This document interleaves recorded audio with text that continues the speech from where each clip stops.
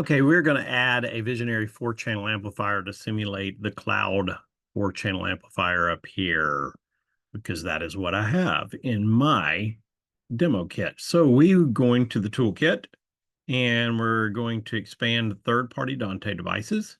And then we're going to expand user library and we're going to add a new Dante device. I can either left click and drag and drop it, or I can double click and it will open up a dialog window, which we see right here. And you can see these are ones that I've already added previously. And what we're going to do is we are going to browse my network.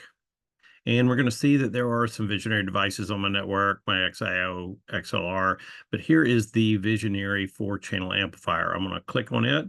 I'm going to select hardware unit, and it's adding it to the list right here. I'm going to click that there, and I'm going to say select device type.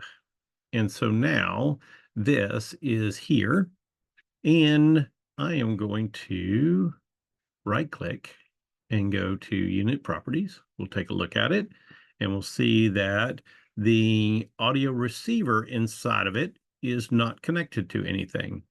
So we are going to close this for a moment. We're going to go over here to our radius, open it up, and we are going to look at our salon A, B, C, and D. We're going to right click on it and we're going to go to its properties, and its name is Cloud CA 4200 Salon ABCD. So we're going to look at that. Let's go back to our site file. I'm experimenting a little bit here as to remembering how to do this. So we're going to options and we're going to go edit source. And we are going to go to our buses and find the one that says Salon 4250 and hit OK. And now you can see it's receiving from that. And we are going to hit OK again. So now this device should start receiving from the radius as it goes through. So if I hit locate, actually, yes, I have to locate the hardware. So I'll hit that there, and it found it through, proxied through box number 102. I'm going to select the unit, and it's changing the name, hit OK. And now it's located, and now I can push the file. No units are configured for site file archive. This is dangerous. The only copy of the design will be on this PC. So select yes to enable radius number 2 to archive file. And I'm going to say no at this moment because we will end up with number 1 being the archive file, and I don't want to change this default. So we are going to make sure that nothing is checked here. We're good there. Hit OK. And we're going to push there. And the following units have the same site ID. Are you sure? It's going to conflict. And that was because I just added a T5 from the last time I was adding things in. And I am pushing through to all of them.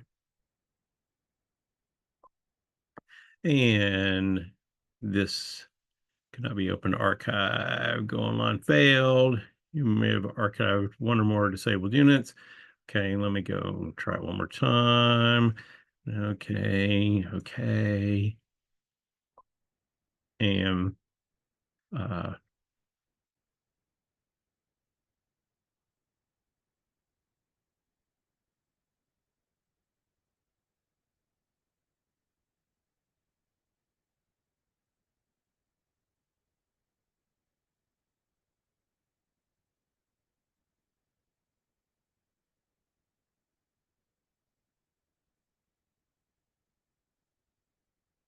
we're waiting. And we went on, and there's no archive site. It just reminded me of that there. So the boxes don't have an archive site built into them, but we should be online and we should be passing audio. If I go to here and I send audio to Salon ABCD, it should come out of our visionary amplifier because it is tagged to that. This will be similar to how we're going to set up the cloud amplifiers.